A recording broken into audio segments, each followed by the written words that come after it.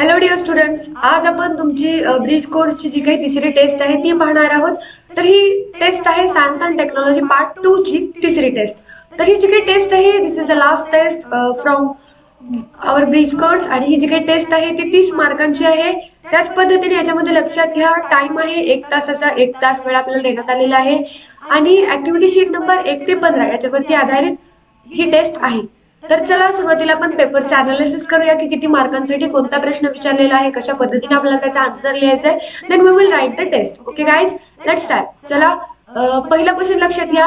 Question number first A, that is choose the correct alternative. तर इथे आपल्याला जे काही अल्टरनेटिव्ह आहेत तर त्यांच्यापैकी करेक्ट अल्टरनेटिव्ह काय करायचंय तर चूज करायचंय. तर हा जो काही क्वेश्चन आहे तो 2 मार्कांसाठी आहे.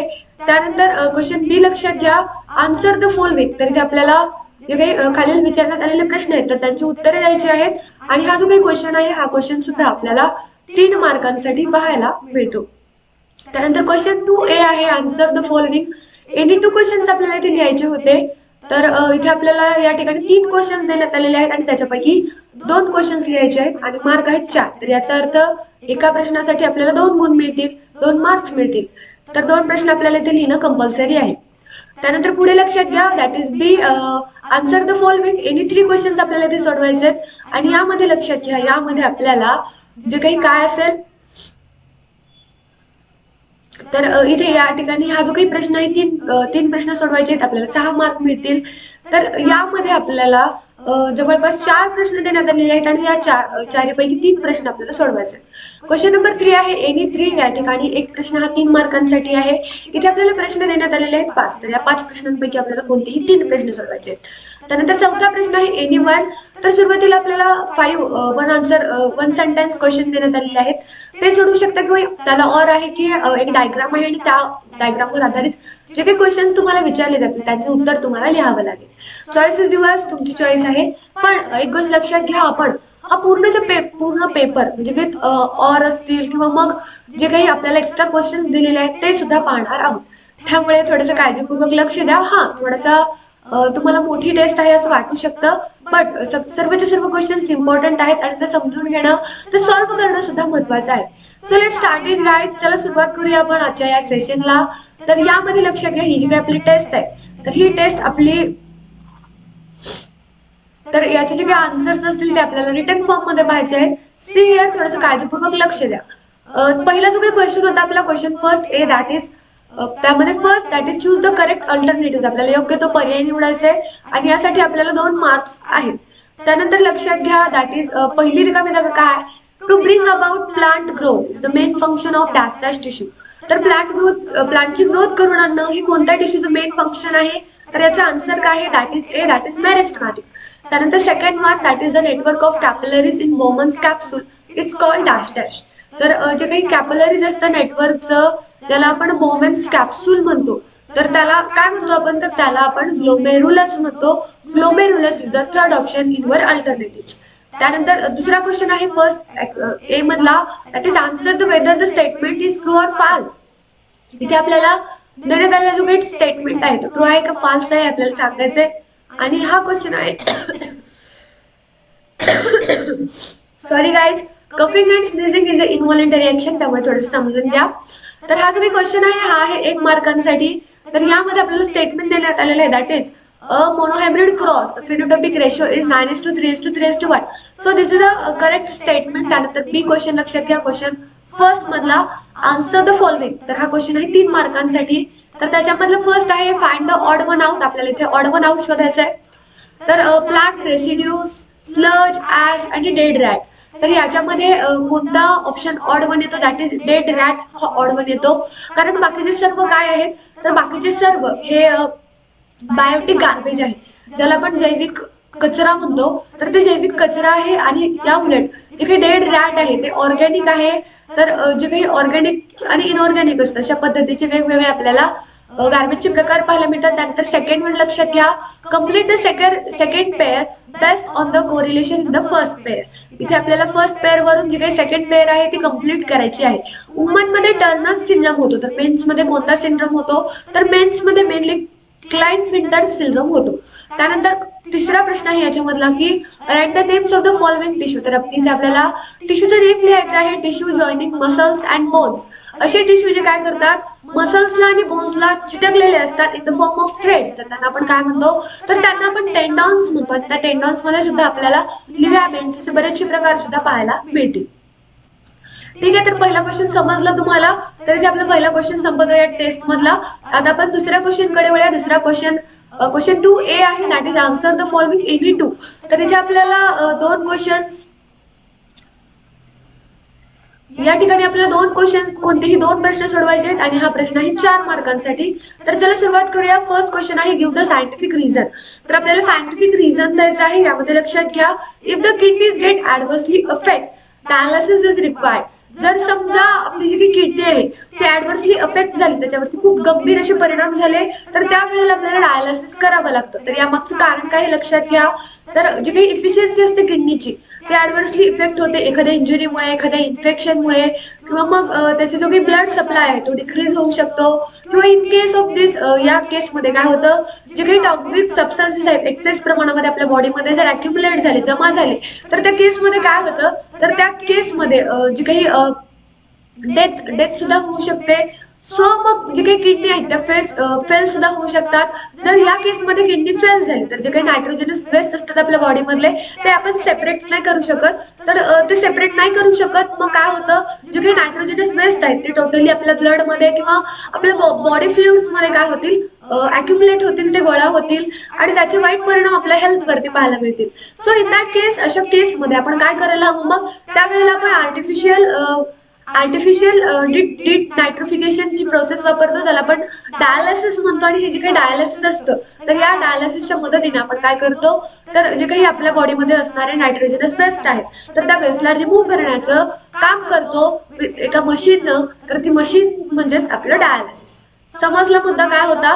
तर तुम्ही जर अशा पद्धतीने अप्रोप्रिएट असा आन्सर लिहिलात, ज्याच्यामध्ये मिनिमम 4 पॉईंट जर इन्क्लूड केलेले असतील, तर त्या ठिकाणी तुम्हाला 2 मार्क्स अप्रोप्रिएटली पडतील. त्यामध्ये तुमचा कुणीही हाफ मार्क सुद्धा कट नाही करू शकणार. ओके, त्यानंतर क्वेश्चन नंबर 2 लक्षात घ्या, कम्प्लीट द फ्लो चार्ट.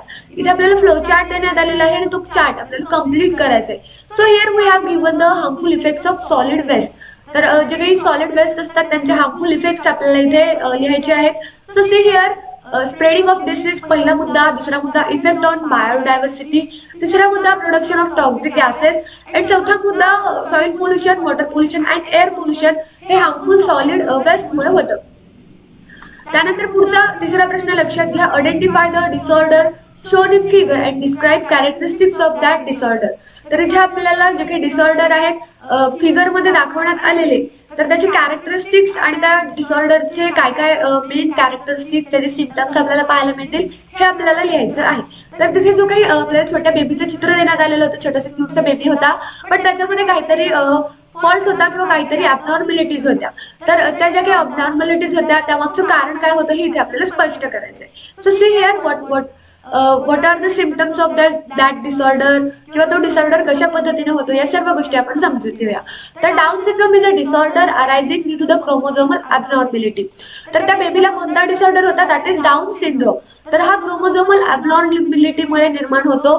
तर हा फर्स्ट डिस्कवर करण्यात आला आणि याचं वर्णन सुद्धा करण्यात आलं ह्युमन बिंग्स मध्ये. हा जो काही डिसऑर्डर आहे तो काय करण्यात आला, तर 47 क्रोमोझोम्सच्या प्रेझेन्समुळे तयार होणारा हा डिसऑर्डर आहे. तर याच्यामध्ये लक्षात घ्या, ही जी काही ट्रायझोमी आहे ती 21 क्रोमोझोमची असते. जे काही इन्फंट्स असतात, जे काही न्यूबॉर्न बेबी असतात त्याला आपण इन्फंट्स म्हणतो. तर हे त्या डिसऑर्डर मध्ये काय, या डिसऑर्डरमुळे काय असतं, त्यांच्यामध्ये एक्स्ट्रा क्रोमोझोम असतो आणि 21 पेअर प्रत्येक सेलची बॉडीमध्ये काय असतं, एक्स्ट्रा असते. त्याच्यामध्ये मेंटल रिटार्डेशन हे महत्वाचं प्रॉमिनंट म्हणजे सहज ओळखता येणारं कॅरेक्टरिस्टिक्स असतं. त्यानंतर बी लक्षात घ्या, आन्सर द फॉलोइंग एनी 3. तर इथे आपल्याला पुढच्या प्रश्नाकडे वळायचंय. पुढचा प्रश्न आहे आन्सर द फॉलोइंग. या ठिकाणी आपल्याला कोणतेही 3 प्रश्न सोडवायचे आहेत आणि हा जो काही प्रश्न आहे तो आपल्याला 6 मार्कांसाठी देण्यात आलेला आहे. तर त्याच्यामध्ये पहिला प्रश्न आहे distinguish between monocots and dicots. तर आपल्याला मोनोकॉट्स आणि डायकॉट्स मध्ये डिस्टिंग्विश करायचं आहे. So let start. त्यामध्ये पहिला मुद्दा लक्षात घ्या, डायकॉट प्लांट्स आणि मोनोकॉट प्लांट्स मधला त्यांचे जे काही सीड्स असतात तर ते सीड्स काय असतात, तर डायकॉट मधले सीड्स हे 2 कॉटिलेडन्सचे असतात. तर या उलट मोनोकॉट मधले जे काही सीड्स आहेत ते सिंगल कॉटिलेडन्सचे असतात. त्यानंतर second one that is root. जे काही रूट असतात तर कॉटिलेडॉन मधले रूट हे वेल डेव्हलप्ड असतात. प्रायमरी रूट असतात मोस्टली टॅप रूट असतात. त्यानंतर जर आपण मोनोकॉटचा विचार केला तर जे काही मोनोकॉट आहेत तर त्या मोनोकॉट मध्ये जे काही फायब्रस रूट असतात तर ते प्रेझेंट असतात. त्यानंतर तिसरा मुद्दा आहे दॅट इज स्टेम. स्टेम काय असतो लक्षात घ्या. जे काही स्टेम्स असतात तर ते डायकोटिलेडॉन्स मध्ये स्ट्रॉंग असतात, हार्ड असतात. फॉर एक्झाम्पल मध्ये लक्षात घ्या बनियान ट्री. बनियान ट्री म्हणजे काय तर आपलं वडाचं झाड. तर या उलट जे काही मोनोकॉटिलेडॉन्स प्लांट्स असतात तर त्यांचे जे काही स्टेम्स असतात ते हॉलो असतात. एक्झाम्पल मध्ये बांबू आहे तर फाल्स त्यांच्यामध्ये स्टेम सुद्धा पाहायला मिळतात. एक्झाम्पल मध्ये बनाना आहे किंवा मग डिस्क लाईक सुद्धा काय तर डिसलाईक सुद्धा स्टेम्स आपल्याला त्यांच्यामध्ये पाहायला मिळतात. एक्झाम्पल मध्ये ऑनियन आहे. तर अशा पद्धतीने त्यांच्यामधले वेगवेगळे डिफरन्शिएशनचे पॉइंट्स आपल्याला पाहायला मिळतील.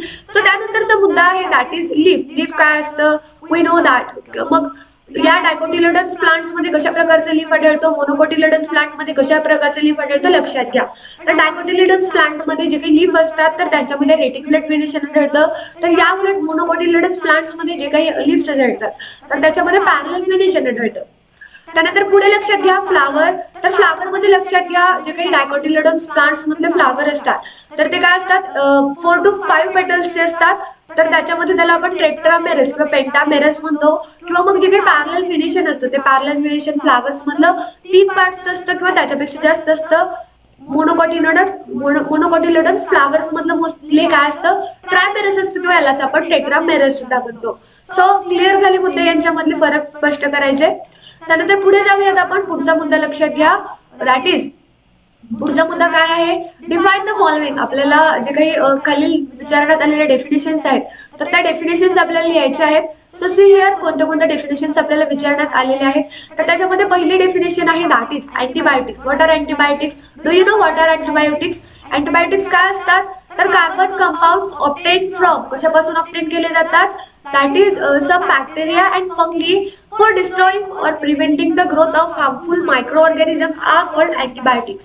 तर समजा आपल्याला थोडीशी कणकण होत असेल, थोडासा ताप असेल, सो इन दॅट केस आपण काय म्हणतो की आपण आज अँटीबायोटिक घ्यायला हवं. तर अँटीबायोटिक काय असतात तर अँटीबायोटिक हे काय असतात कार्बन कंपाऊंड्स असतात जे की बॅक्टेरियापासून किंवा वेगवेगळ्या फंगीपासून मिळवले जातात. कशासाठी तर आपल्या बॉडीमध्ये जे काही घातक असे काय आहेत तर घातक असे वेगवेगळे मायक्रो ऑर्गॅनिझम्स आहेत. तर त्या मायक्रो ऑर्गॅनिझम्सला डिस्ट्रॉय करण्यासाठी आपण काय करतो तर जे काही अँटीबायोटिक्स आहेत त्यांचा वापर करतो. त्यानंतर सेकंड लक्षात घ्या. सेकंड डेफिनेशन आपल्याला लिहायची आहे DNA फिंगरप्रिंटिंगची. What is DNA fingerprinting? DNA fingerprinting काय असते लक्षात घ्या.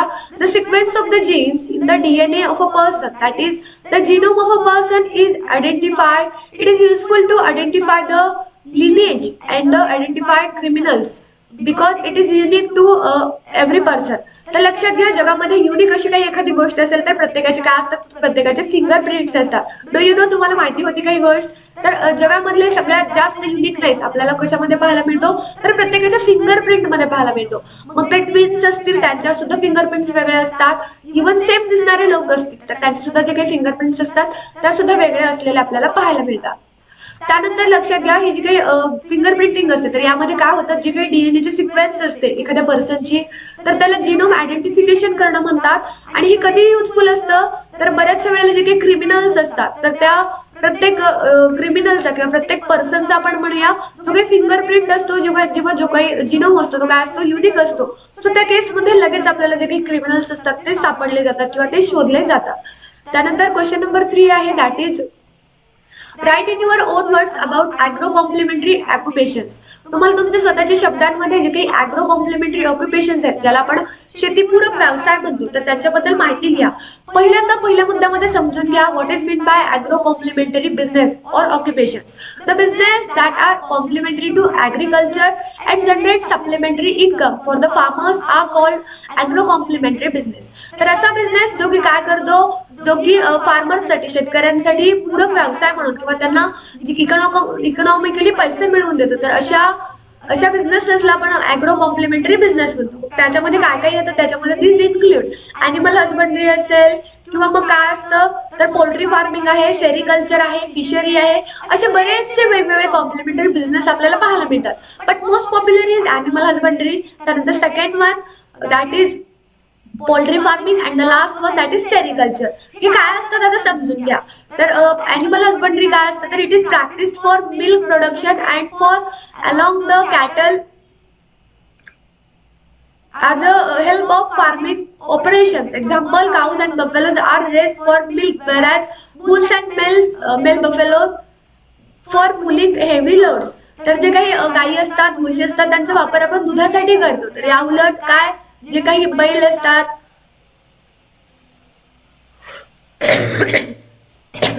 तर जे काही बैल असतात त्यांचा वापर आपण लोड उचलण्यासाठी किंवा शेतीपूरक जे काही कामं असतात ती पूर्ण करण्यासाठी वापरतो.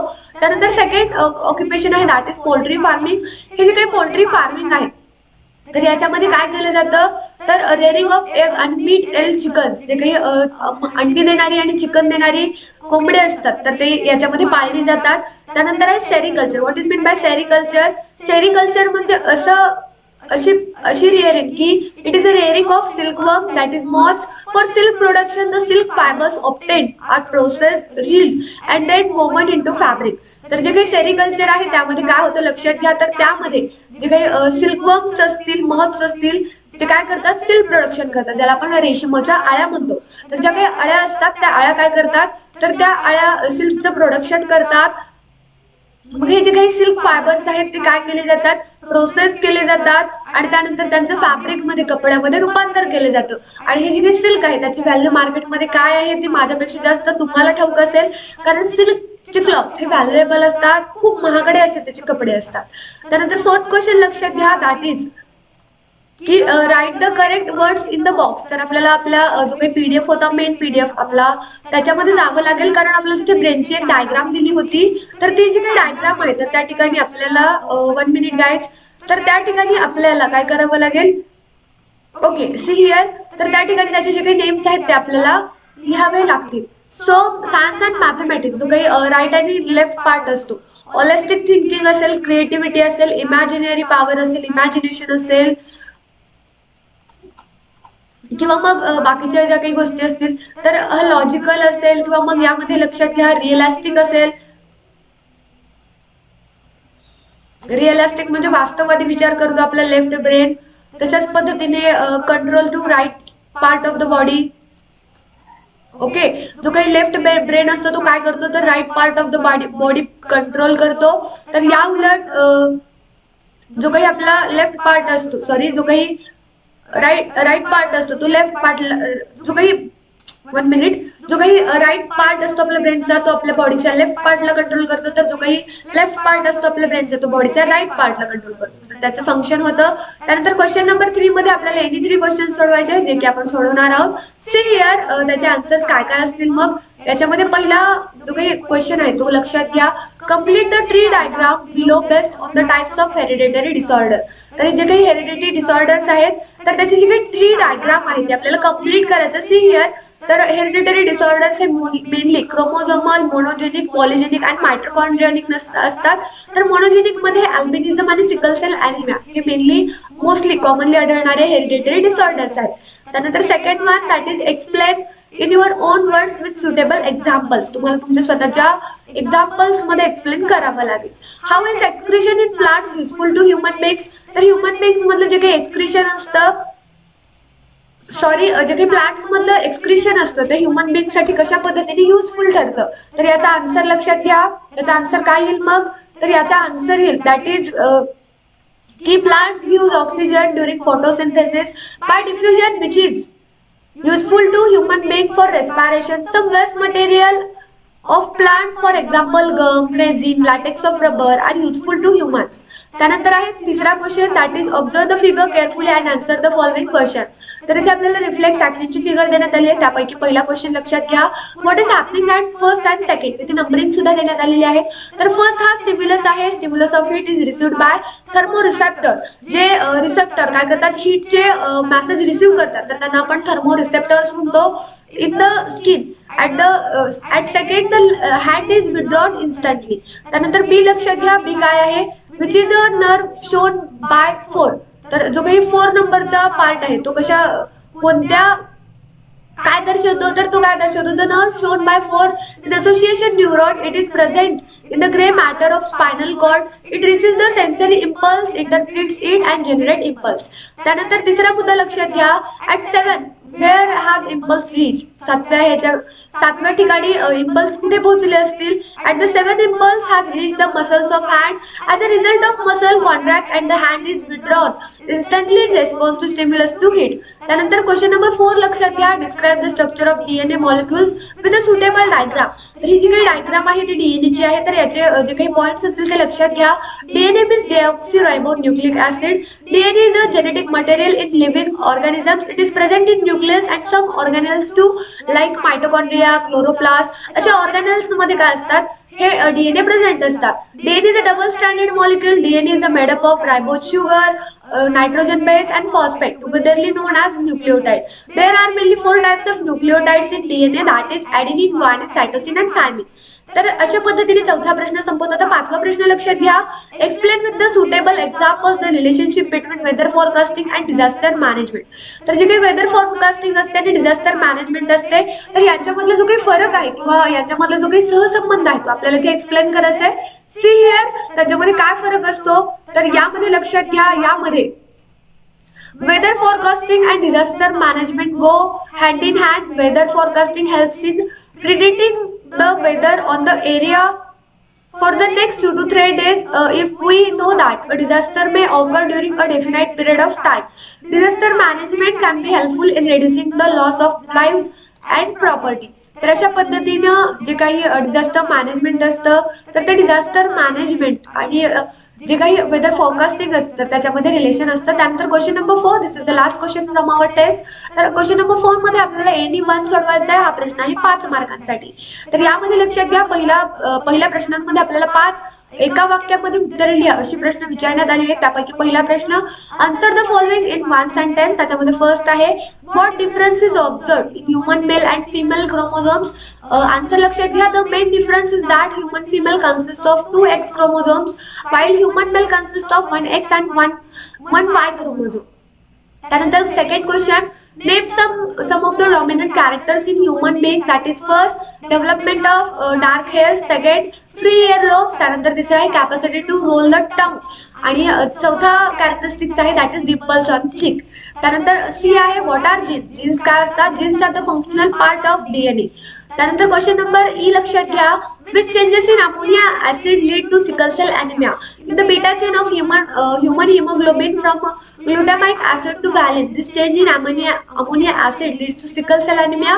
त्यानंतर F आहे that is what is meant by software. Software काय असतं. Software means instruction that tell a computer what to do. त्यानंतर ऑर मधला जो काही क्वेश्चन होता तोही आपण पाहतोय. सी हिअर ऑर मधला क्वेश्चन आहे म्हणजे स्किप करू नका. महत्वाचा क्वेश्चन आहे लक्ष द्या.